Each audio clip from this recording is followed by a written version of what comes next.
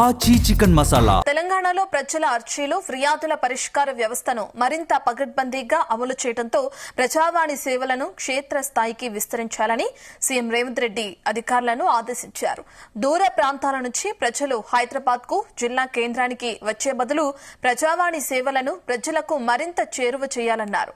ఈ మేరకు ఎంసీ హెచ్ఆర్డీఏలో జరిగిన సమావేశంలో ప్రభుత్వ ప్రధాన కార్యదర్శి రామకృష్ణారావు సీఎంఓ అధికారులను ఆదేశించారు. వెంటనే రెవెన్యూ డివిజన్ స్థాయిలో ప్రజావాణి ప్రారంభించాలని, తర్వాత దశలో మండల స్థాయికి ప్రజావాణిని విస్తరించాలని సూచించారు. సీఎం రేవంత్ రెడ్డి ప్రజావాణి విస్తరణకు సంబంధించి ఆదేశాలు జారీ చేయడం జరిగింది. దానికి సంబంధించిన పూర్తి డీటెయిల్స్ మా ప్రతినిధి వేణుగోపాల్ అందిస్తారు. రైట్ వేణుగోపాల్. రత్న, తెలంగాణ ముఖ్యమంత్రి రాష్ట్రంలో ప్రజల ఆర్జీలు ఫిర్యాదుల పరిష్కార వ్యవస్థను మరింత పకడ్బందీగా అమలు చేయాలని చెప్పేసి ముఖ్యమంత్రి రేవంత్ రెడ్డి అధికారులను ఆదేశించారు. ప్రజావాణి సేవలను క్షేత్ర స్థాయికి కూడా విస్తరించాలని చెప్పి సూచించారు.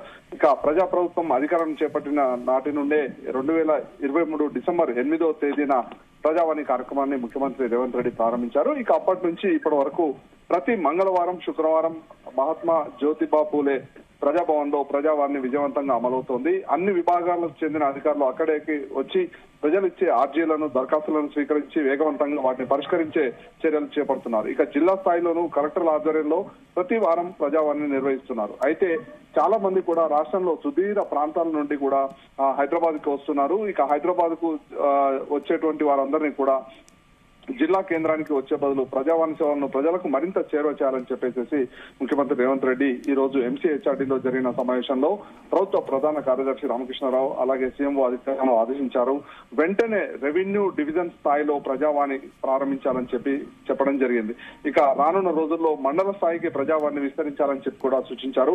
ఇక ప్రజావాణిలో వచ్చే ఫిర్యాదుల పరిష్కారానికి అన్ని స్థాయిలో అధికారులు పూర్తి అధికారాలు ఇవ్వాలని చెప్పి కూడా ముఖ్యమంత్రి ఆదేశించడం జరిగింది. ఇక ప్రజలు ఇచ్చే ప్రతి ఫిర్యాదును నమోదు చేయాలని, సంబంధిత విభాగాలకు పంపించాలని, పరిష్కార పురోగతిని ఎవరైతే అర్జీదారులు ఉంటారో వారికి తెలియజేయాలని చెప్పి కూడా ముఖ్యమంత్రి అధికారులకు స్పష్టమైన ఆదేశాలు జారీ చేశారు.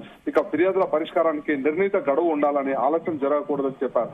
మరోవైపు ఏదైతే ఫిర్యాదుల నమోదు, ట్రాకింగ్ పరిష్కారానికి ఏకీకృత డిజిటల్ ప్లాట్ఫామ్ అభివృద్ధి చేయాలని చెప్పి కూడా ఇటు అధికారులకు సూచన చేయడం జరిగింది.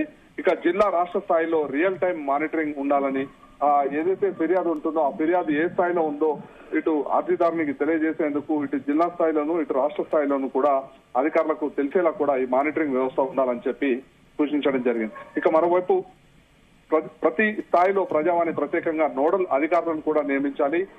మరోవైపు ప్రతి జిల్లాలోనూ ప్రతి శాఖలో ప్రత్యేక ప్రజావాణి విభాగాలు ఏర్పాటు చేయాలని చెప్పారు. ఒక స్థాయిలో పరిష్కారం కాకపోతే పై స్థాయి అధికారికి ఆర్జీ అందేలా ఆటో ఎస్కలేషన్ వ్యవస్థను అమలు చేయాలని చెప్పడం జరిగింది. అవసరమైతే అపిలేట్ వ్యవస్థను కూడా ప్రవేశపెట్టాలని సూచించారు. ఫిర్యాదుల పరిష్కార ప్రక్రియలో ఎలాంటి రాజీ ఉండకూడదని స్పష్టం చేశారు. రాష్ట్ర, జిల్లా స్థాయిల్లో క్రమం తప్పకుండా సమీక్షలు నిర్వహించాలని చెప్పి పెండింగ్ ఫిర్యాదులపై ప్రత్యేక దృష్టి పెట్టాలని ఇటు అధికారులకు ఆదేశాలు జారీ చేయడం జరిగింది.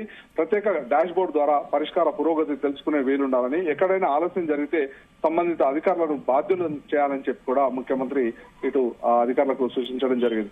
ఇక ప్రజావాణి సేవలను వికేంద్రీకరించడంతో జిల్లా స్థాయి, రాష్ట్ర స్థాయిలో పెండింగ్ ఆర్జీల సంఖ్య తగ్గుతుందని, కింది స్థాయిలోనే కొన్ని పరిష్కారాలకు వీలుంటుందని ముఖ్యమంత్రి రేవంత్ రెడ్డి అభిప్రాయపడ్డారు. ప్రజలకు నమ్మకంగా ఉండేలా ప్రజావాణి సేవలను అందించాలని చెప్పి కూడా అధికారులకు ఈ సందర్భంగా సూచించడం జరిగింది. Right, thank you Venugopal.